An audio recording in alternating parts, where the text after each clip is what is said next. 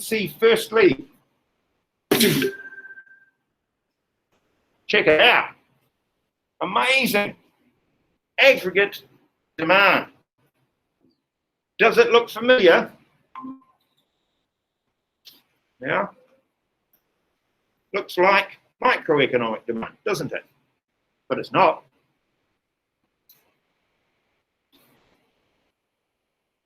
Aggregate demand. Now, we've actually kind of hinted at aggregate demand before. All right, so we've said that it's going to be the total demand for all final goods and services. I'm going to use GNS. Are we okay with that? Goods and services. Yeah, just less words for me to write. Right? Total demand for all final goods and services produced in an economy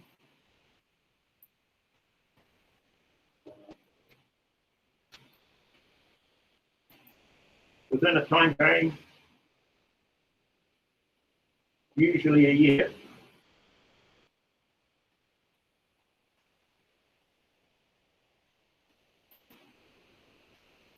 That should sound really scarily familiar.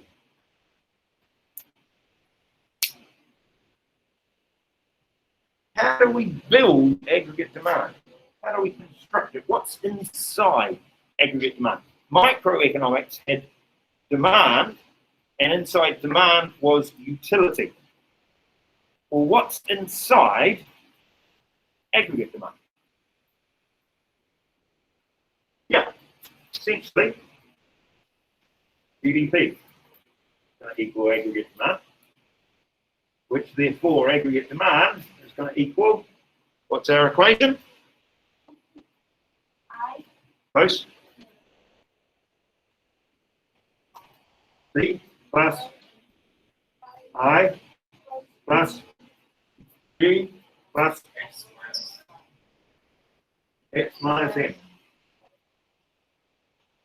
Right? Aggregate demand. Now, there is a little bit of maths where you can do this. You can refer back to your circular flow, all right, to see where the demand is. All right, and in the circular flow, you remember we had that idea where your income equaled your output, which equaled your income equaled your output, which equaled your expenditure. Yep. Well, aggregate demand is part of that. So what's inside it? All of that consumption expenditure is there. All of that investment expenditure, that's all there too. The government spending, and that. All of the spending on exports and all of the spending on imports. You can imagine it is a macro model. It's the economy's demand. That's a lot. That's a huge amount of demand. Can you imagine trying to write a list of all of the things that go in there? That's a lot of things. All right, even just this one is a lot. Yeah. But if we were to break it apart, and if say I was to take the C and take it out, if I was to take consumption spending out, what I could do is I could actually look at that consumption spending as an individual function. Because there's Joel, and Joel doesn't spend all of the money that he earns. Some of the money that Joel earns, he puts in the bank account. He saves it. So therefore, you could actually build a function around consumption.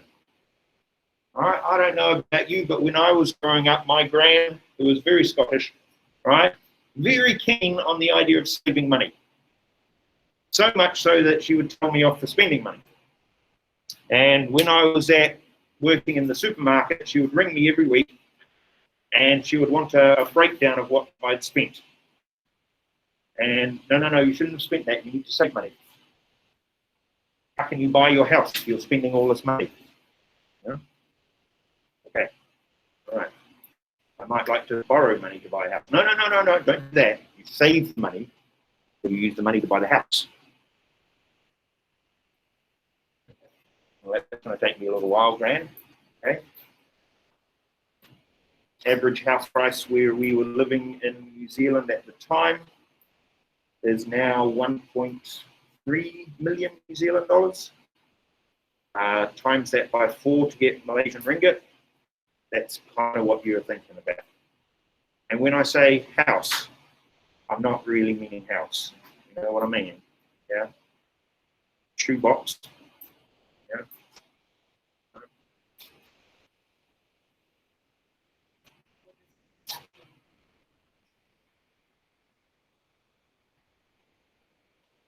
Well, it depends what they're earning whilst they're overseas.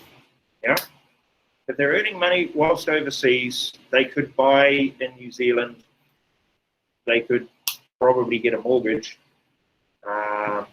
It might take you a while. If you're overseas for long enough, say if we're overseas for long enough, we could earn enough to buy a house. Yes. Yeah. But, you know, varying definitions of house. Yeah, you have to understand that. And also, where would you want the house to be?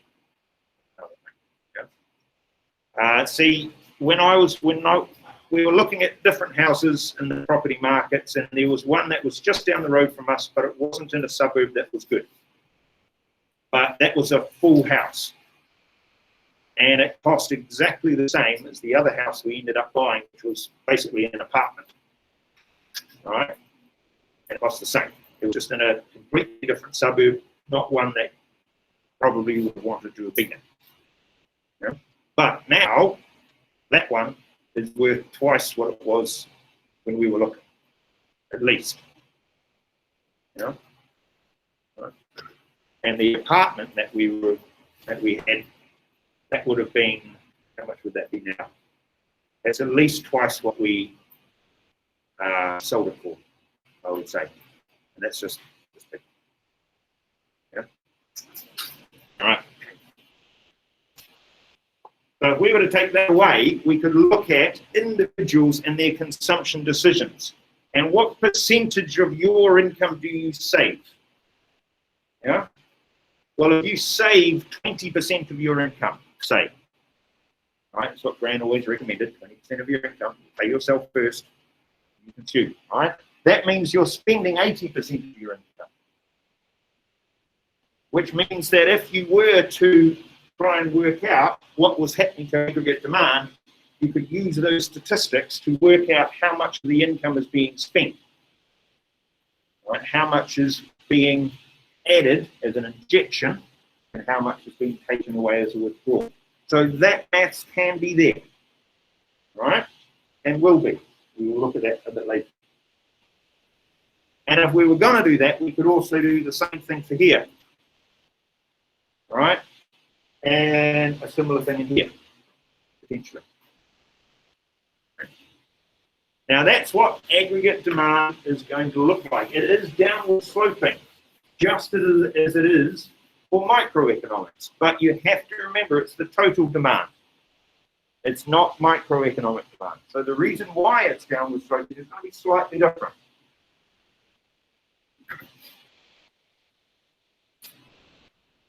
Yeah. All right. There are two reasons why. The first reason is called a wealth effect. And the second reason is going to be called an interest rate effect. If you feel wealthier, then there is a likely chance of you increasing the quantities that you demand. So if you look at the aggregate demand curve,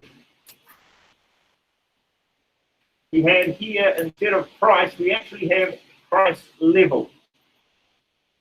And here you've got quantity, but it's quantity of, in this case, output. So aggregate demand, downward sloping. Price level, because it's the price of the entire country. So what happens if you move from PL1 to PL2? the quantity of output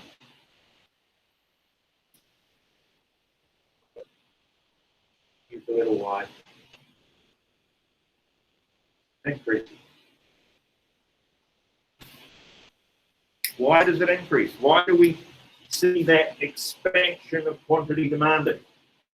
Because the price level has fallen. The price level falls and Joel feels wealthier, so things are now cheaper. So he is going to increase the quantities of aggregate demand he consumes. And interest rates are similar, right? Okay, interest rates are similar. If there's an increase in the PL, right, then there's going to be a decrease in borrowing, which is going to affect C&I because it is more expensive, which is a decrease in the quantities consumed. So if you look at it that way, then it's going to be a contraction. So the interest rate effect is to do with you borrowing money for consumption. And if interest rates are higher, it is more expensive for you to borrow money. Therefore, you are going to decrease the quantities that you consume. Yeah? You okay so far?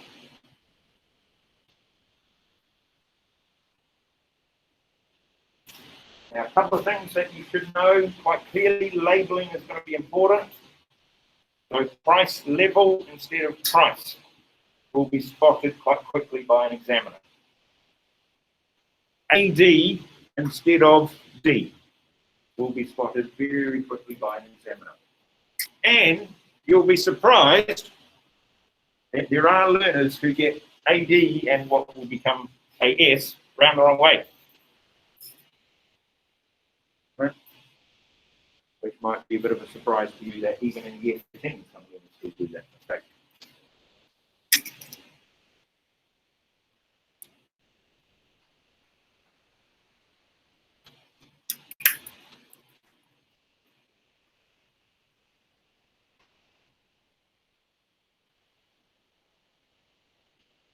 Right.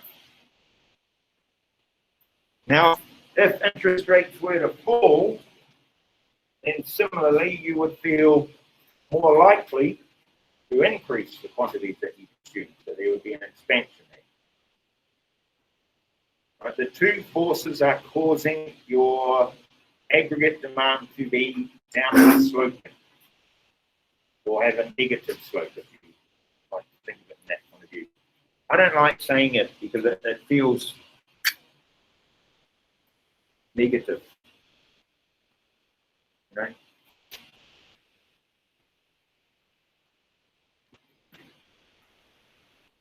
The downward slope is probably better.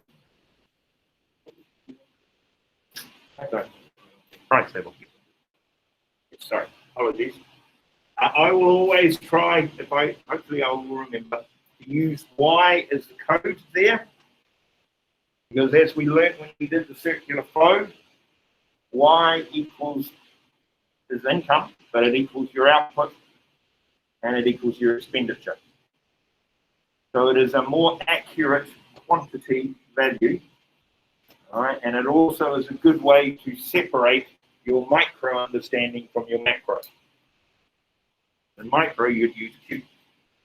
Now, in theory, you can still use Q, and some do, and it is in some textbooks, and some examiners have done it. Yeah, I want you to try not to. Okay, because again, it's that labeling idea. One of the problems that you have or will face is that in your mark schemes, it will say things like incorrect labeling only achieves to this level. All right, to which my year 13s will tell me what does incorrect labeling mean. At which point I would have to say, well, you haven't got the correct labels. And then they would say, well, how many classifies as incorrect?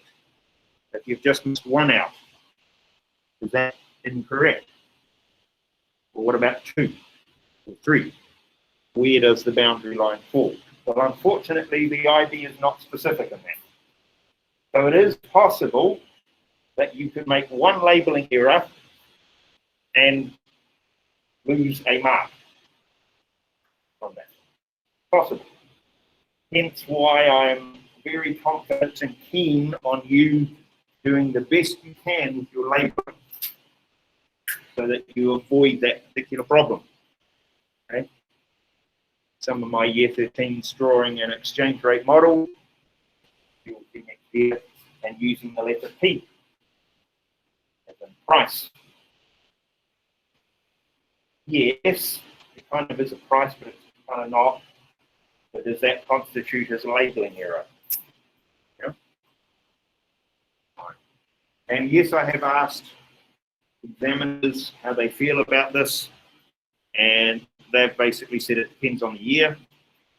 There will be some labels that some examiners are really hot on, and other labels that examiners, yeah, it's all right. Right? So just be as precise as you can. So it is downward sloping because of those reasons. We okay with that? Good. Good. Because there is also an international trade effect. And it is similar, but different. Right? As we were saying, Thailand, same, but different.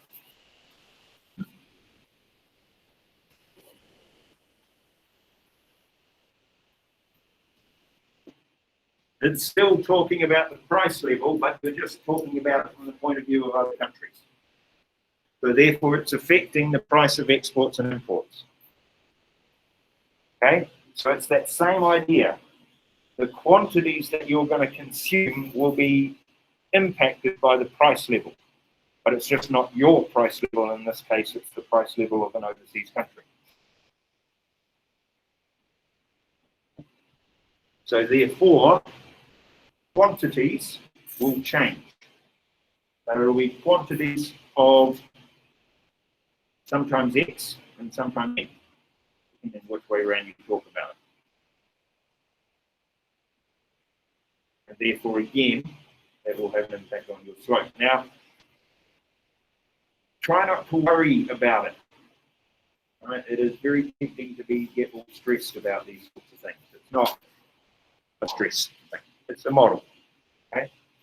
And with any model, there are going to be people who don't like the model. There was a movement a few years ago amongst economics teachers when a new syllabus was being written to actually get rid of the ADAS model completely. Right? Because some really don't like it. Others really do like it. Part of that philosophical dispute and difference that economists will have. It is very good for high school learning. It is very good for university level learning. It has been around a long time. It's a good model. Quite fun.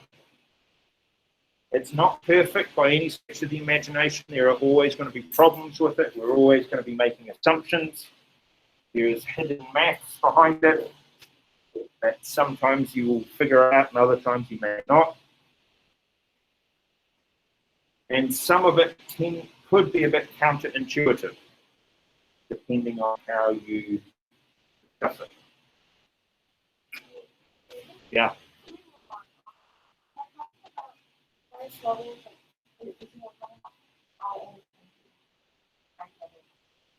Yes. And that's talking about the international trade. But then you can still, because it's relative.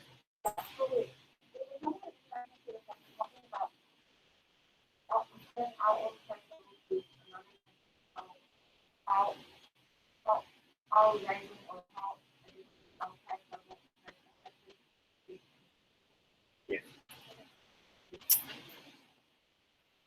And it's about the quantities in this case, right? Causing them to either increase or decrease, expand or contract.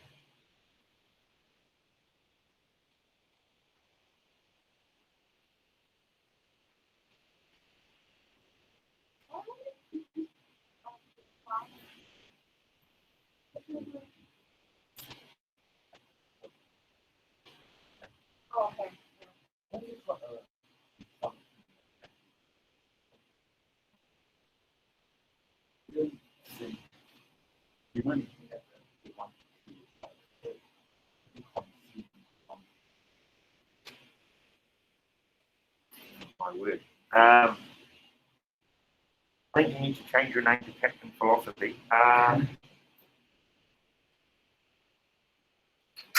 it goes all the way back to the circular flow. Okay, and that understanding that income, basically input equals output. Yeah, you've got the idea that your income is equal to your expenditure, which is also equal to your output. That's that circle idea. So you're using demand in this context. Yes, it's a little bit not quite what you would expect it to be, right? But then the idea of total demand for an entire economy is quite an unusual thing to come up with. And it is quite, when you look at the equation in itself, CIG X minus M, that's a huge equation. That's a huge amount of data. And you also have to understand that you're going to run into this problem, which I was hoping to wait for, but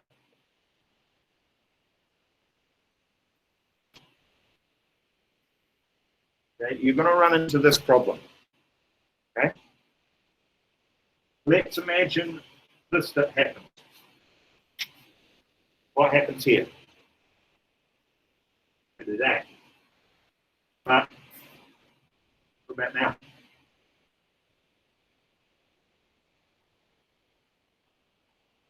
What about now?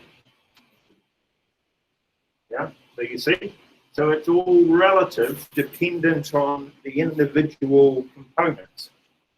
And it might be that you can track it. You can say this is twice as big as that fall, and this is only half a unit. But that computationally is quite big. And then, as we saw before, that's an actual function. That's a function. So there's actually more maths inside it.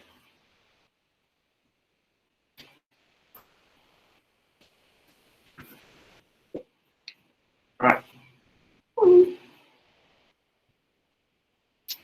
Right, fill in the gaps. See how you get on.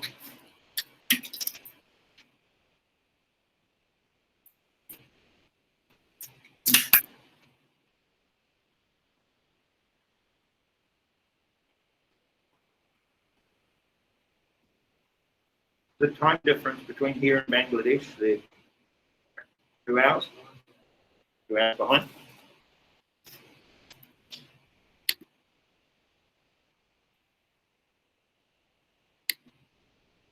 So that might be why the Friday morning is a problem.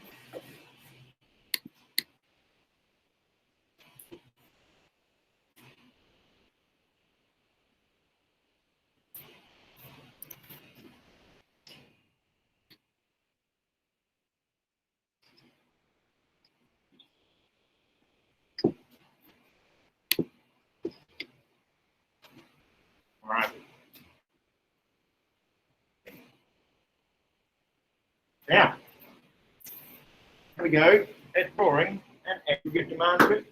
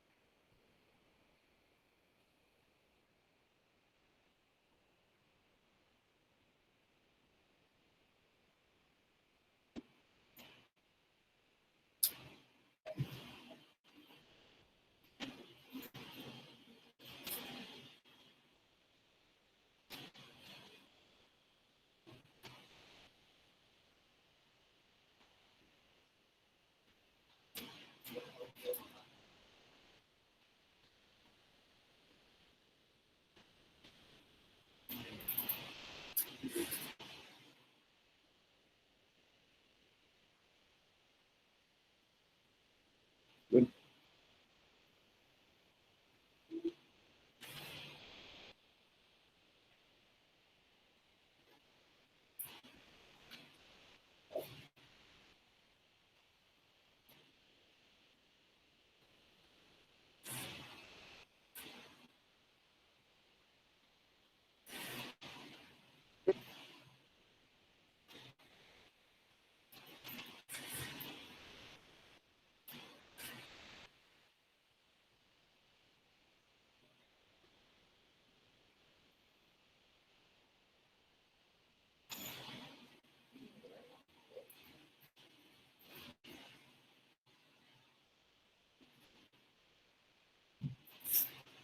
Very good. Well done.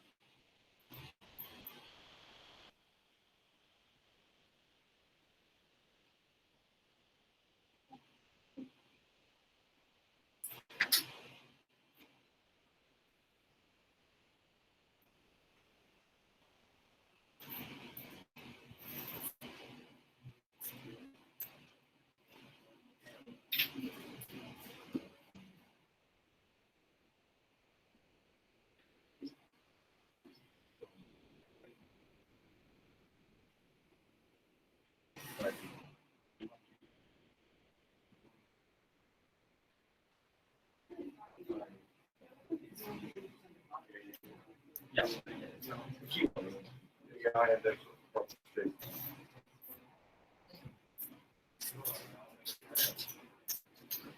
Good. Yeah. Yeah, that one we want to try for PL where we can, or price level axis.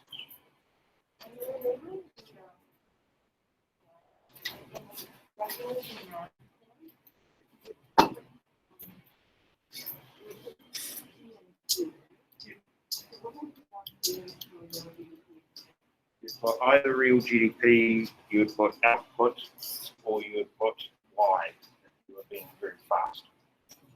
So I would tend to write output and then underneath it the little Y.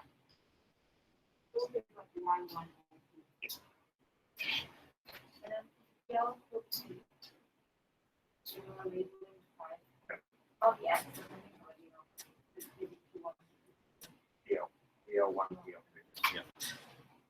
Again, just to be on the safe side.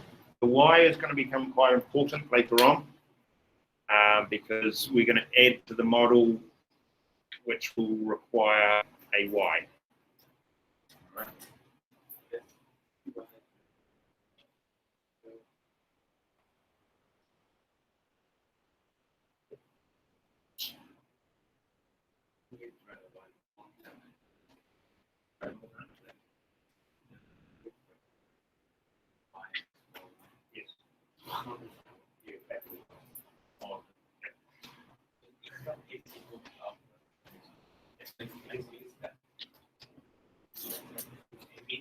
Right, well done, team.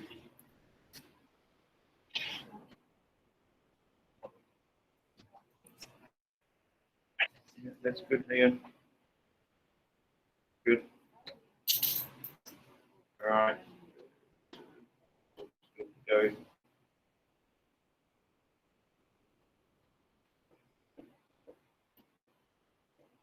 Yeah, that's not bad. We now just try and do PL1 and PL2 where you can. Yes. And it's going to be similar for Fatima. I'm going to aim for PL1 and PL2. Good. All right.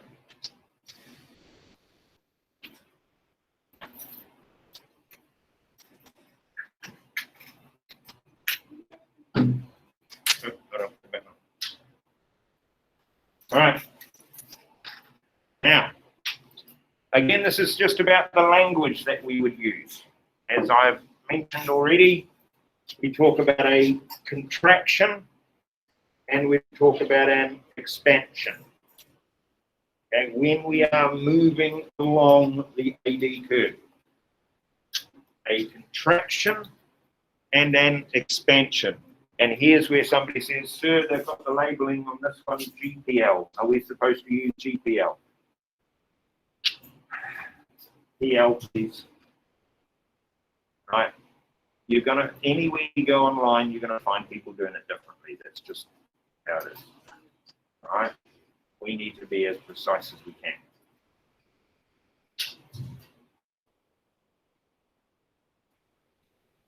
So if you see a decline, a decrease, right, then you're seeing a contraction. If you're seeing an increase in the quantities of aggregate demand, you're seeing an expansion. And it's just the language that we need to get used to using. Right? Nothing more than that. All right. Yes, I changed the color scheme for this one because I updated the slide slightly. But I did work out that I could update the slide and take a screenshot of the slide and then put the screenshot in the slide as an image. Therefore, the color scheme is almost the same. So that was quite clever.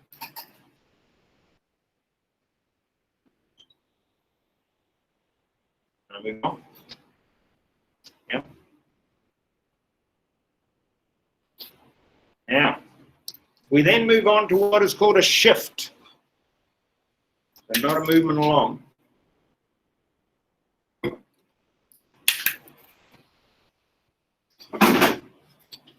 Instead, a shift. So here's where we can use a similar word to what we got, the same word as what we use with micro, called determinants, things that determine the shift. Now this is aggregate demand. This is total demand. And as we saw, inside it, consumption, investment, government spending, exports, imports, whole boatload of things. So essentially what we're going to say, the easiest way to answer the question, what causes the shift, is anything that causes a shift to consumption, investment, government spending, or exports or imports. Any change to any one of those is going to cause AD to shift. Right? Because that's what's inside it. So that's what will cause it to shift. Now, you see how they've shifted it is obviously just like with micro, horizontal arrows, okay? Labeling, Make sure you're doing that. I've included Econ plus Dow to help. Yeah, I know.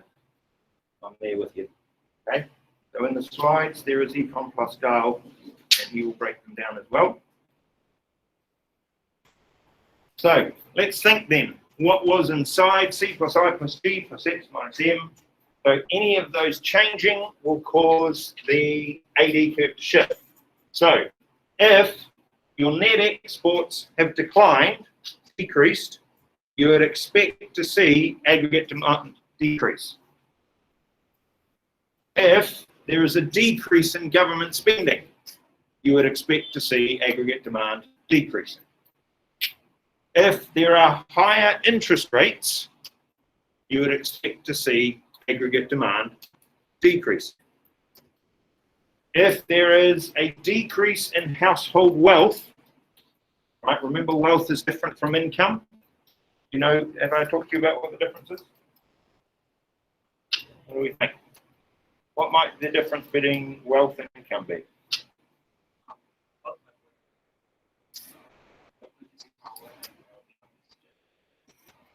You're not far off.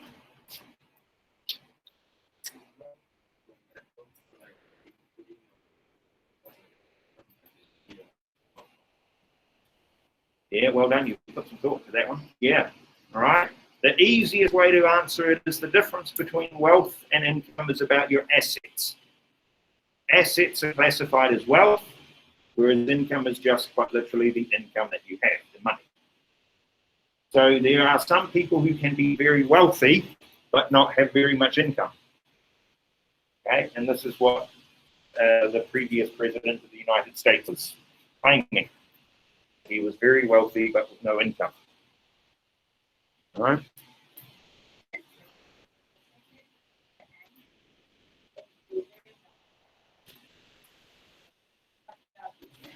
Yes. Yep. Yeah, you're still talking about payments because it's the financial flow. So import payments are bigger than export receipts. So how much you're spending on the imports is bigger than how much you're receiving as an income from your exports. So yes, M is greater than X. The crocodile eats the bigger number.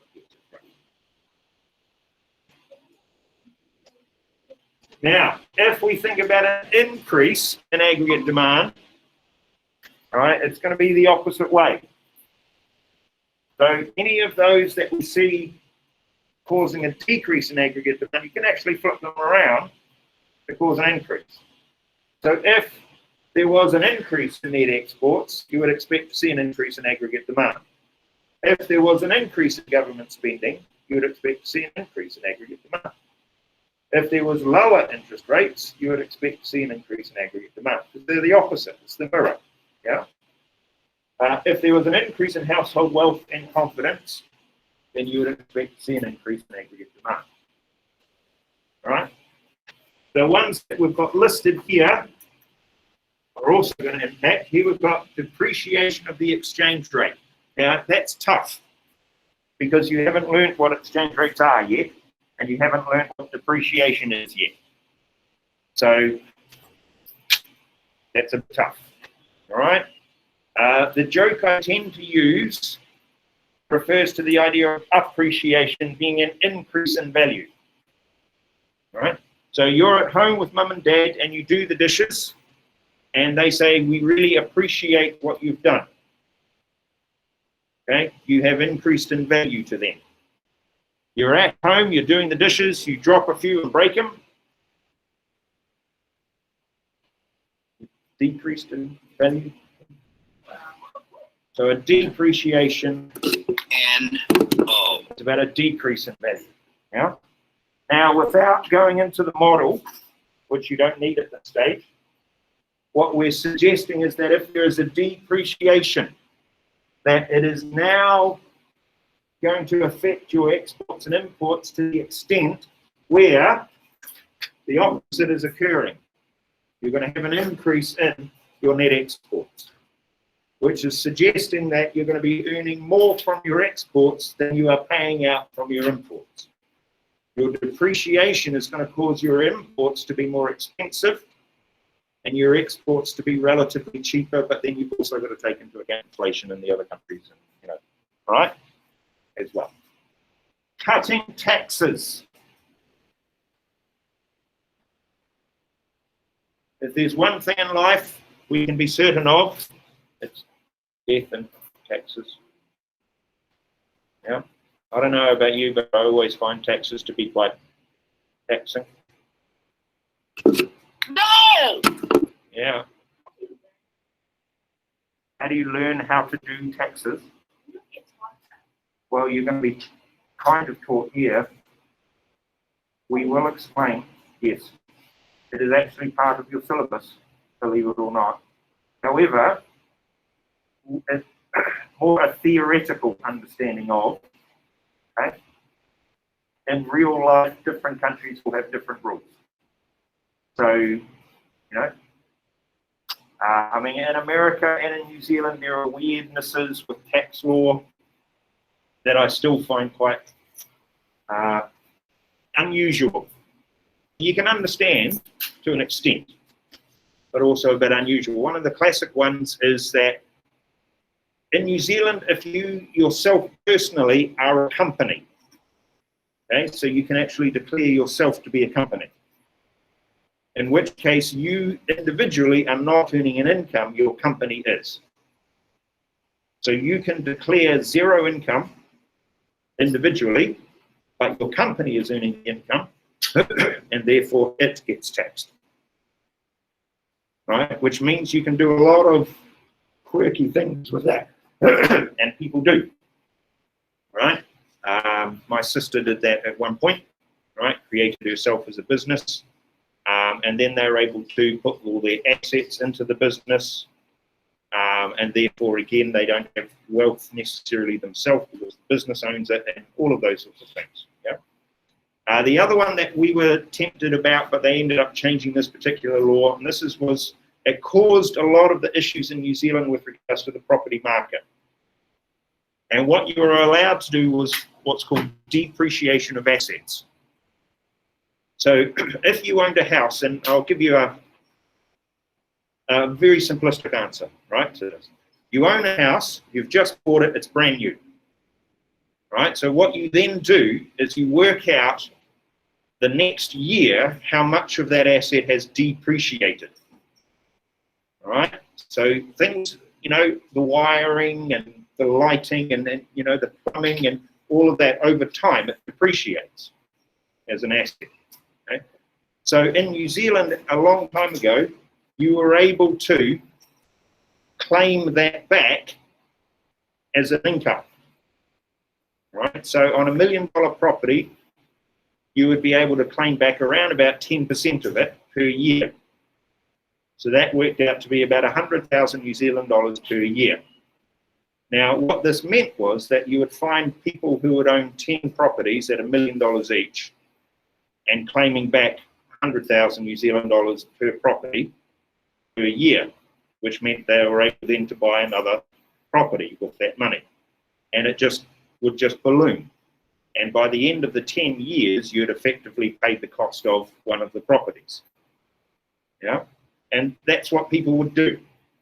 And that's why New Zealand had a whole big push into the property market and massive property investments, and people were owning 10, 20 properties and all of this and making a lot of money from that.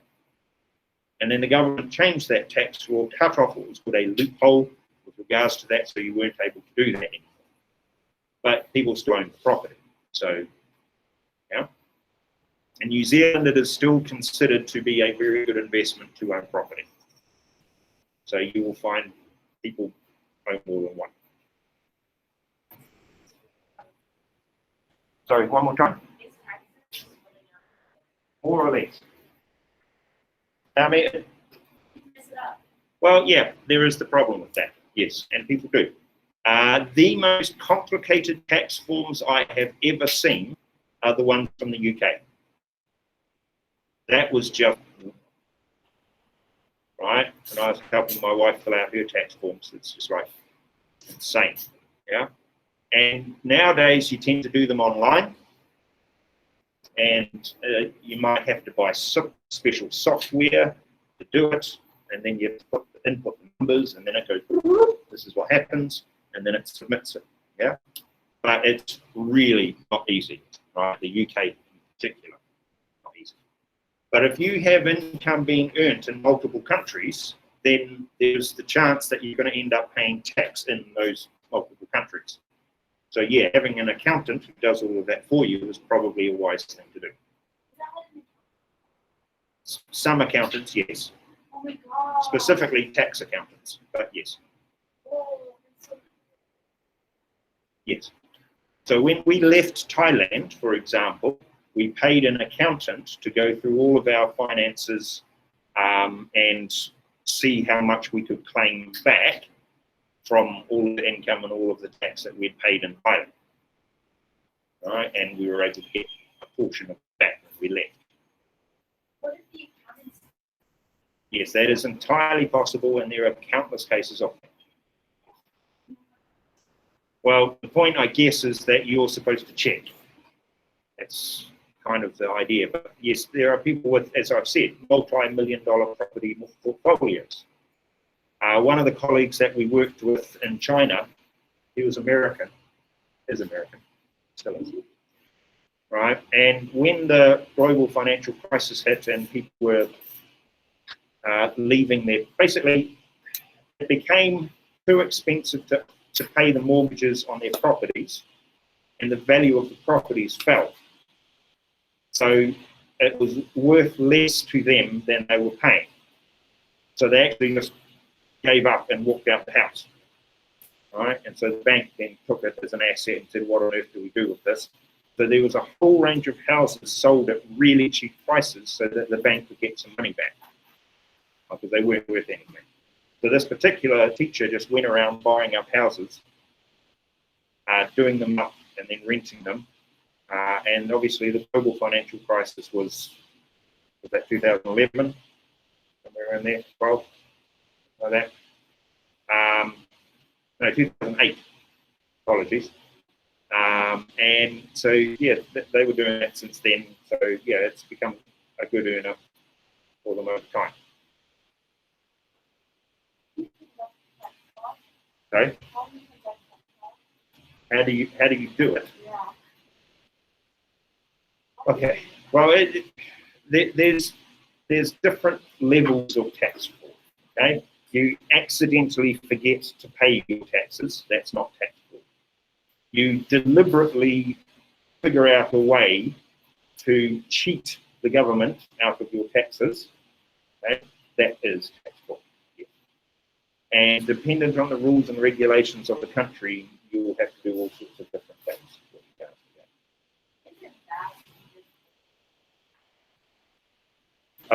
Tax avoidance is, strictly speaking, not illegal. Not illegal. Tax evasion is. The difference is the law. All right? The way you do it. Yeah? You can withdraw money from the bank two ways. One's with a gun. Right? Okay? So if you're doing it the right way, everybody's happy. If you're doing it the wrong way, you get into trouble. You can avoid paying tax the right way, which means you're following the law. Well, I've already, if you create a business of yourself, for example, right? So Joel Incorporated, yeah? Then you put all of your assets, all of your income into that company, then Joel himself is not earning any income. So how much income tax does Joel pay? None.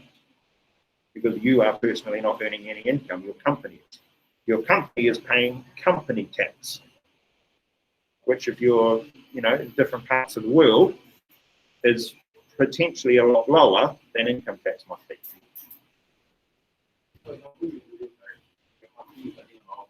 Yes. If you're, yes. Yes.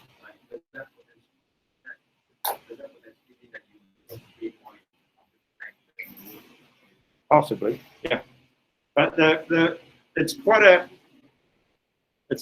it's avoiding taxes, yeah, and it happens a lot.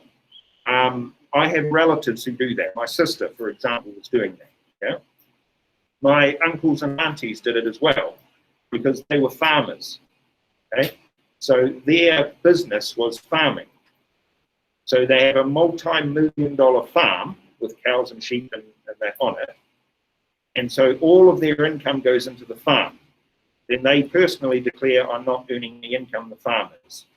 So they pay company tax on the farm, but they personally pay no income tax. Yeah, then, well, where do you get the money from for a car or a trip or a school fees, or you borrow it from the farm? Yeah, it becomes an expense, yeah, as opposed to, and people will do that. So in New Zealand, because we had, again, a lot of farmers, a lot of people would do that, yeah. And we would have a lot of small business owners who probably would do the same thing because that made sense, yeah. It's different in different countries. In Europe and America, because there's different tax laws in different countries, some businesses will offshore their, say, their head office, for example, and that way they can claim that their company is in a different country, therefore pay less taxes. So one of the biggest companies in the world has gotten into trouble with that, and that was Apple, because Apple did a deal with Ireland to put their headquarters in Ireland, officially. Yeah, wasn't, but that's where their financial base was. And it meant that they paid very little tax at all in America because they were based in Ireland. Yeah? So when they worked all of this out, and because Ireland is also part of the EU, and the EU said to Ireland, you're not allowed to do that. Okay? You can't negotiate separate tax rules for different countries. You have to follow the EU rules. And so Ireland said, oh, sorry, right? And so they then went to Apple and said, you've got to pay us more money, right? Because you've underpaid your taxes according to EU law, not Ireland. Okay? So Apple then had to pay 5 billion euros, right? Something along those lines. And it was like, you know, found it down the back of the couch, here you go. It was quite literally that simple. Yeah. But that's how, you know, you will have heard people and they will have offshore bank accounts. Yeah, all of their assets, their finances, they're all somewhere else because there's less tax. Yeah, in those countries. The Cayman Islands, you will have heard of. No? Yes, some will have. That's businesses will do it. Individuals might do it. That's that sort of approach. Yeah. But yes, following the law is always useful because that is. But it might be that you're able, like an accountant, to see clever ways to reduce the amount of tax you pay. Right? That's tax avoidance. That's perfectly fine. But if you are finding illegal ways to avoid paying taxes or tax evasion, you're breaking the law, therefore, yeah, they'll come up. Yeah, yeah. But it is as said, there are now, because we're all multinational people, we're living in all sorts of different countries all around the world. Right? And potentially you've got businesses in different countries and incomes being earned in different countries. So yeah, you'll need to have potentially accountants figuring all of that out because you'll be earning income in a country. Are you paying the right tax? Otherwise you might end up with a bill. Also understand there are some countries that they do taxes at different times. So depending on where you are, the tax year will start and stop at different times. Yeah, and your accountant should be keeping on top of that. Also, they arrange payments and stuff differently. Right, so that's one of the things with some countries is that they will actually ask you to pay all of your tax in a lump sum, which is a lot of money. Yeah, but that whole year you wouldn't be paying taxes. They should save that money. And then, yeah. So there's all of those sorts of questions, and yeah, it is depending on the country you're in, depending on the laws. It is quite complicated. There is a section of our unit that we will look at where you'll see how it is broken down. We talk about steps, right, with regards to it: progressive, proportional, and flat, regressive.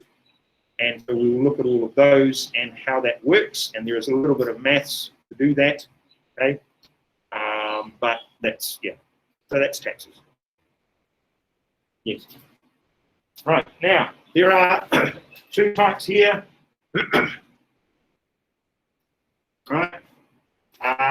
Direct taxes, which go directly to government.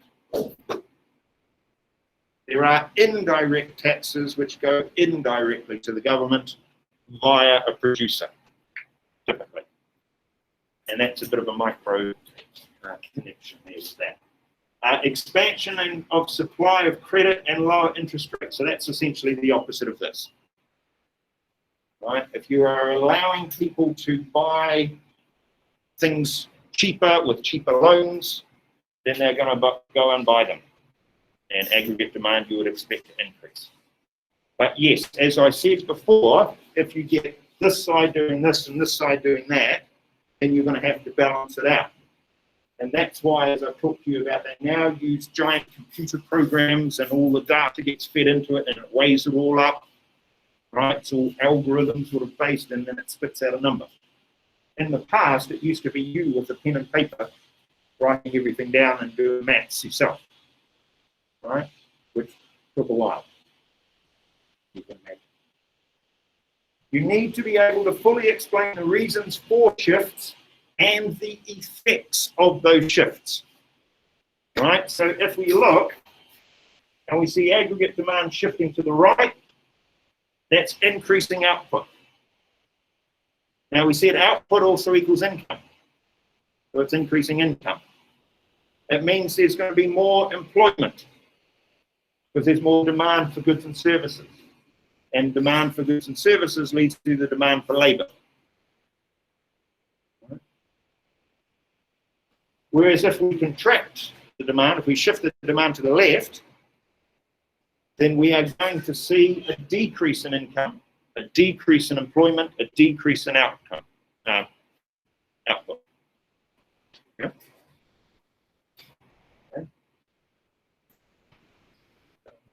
Yes. How do they?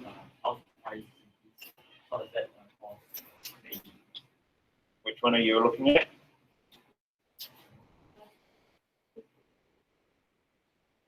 Oh, this one. Yeah, that's about, well, it's two things. It's about your confidence levels, right? One. And it's about you then having the ability to consume more. It's more or less the cause of the global financial crisis in 2008. Okay. House prices increasing to an extent beyond which they should. And what people would do is then they would borrow off of the value of the house and buy things. And because house prices just kept going up, people just keep borrowing. Yeah, I need a new car. Done. Yeah, and it wasn't. They weren't buying productive assets. They weren't, investing in businesses, or it was just consumption, luxury and consumption. So, and the big issue with the global financial crisis was they were offering the loans to people who didn't have jobs and had possibly no way of getting a job or an income. All right, so there were all these massive big loans that nobody could ever repay. All right, ladies and gentlemen, we will finish up there for the day, please. Thank you for your work. Pink stuff for your desk, blue stuff for your hands, and we will see you in the new week. And I will keep you informed about activities, etc., that are upcoming. Otherwise, if it's at the end of my birthday, calling it up, which means goodbye for now.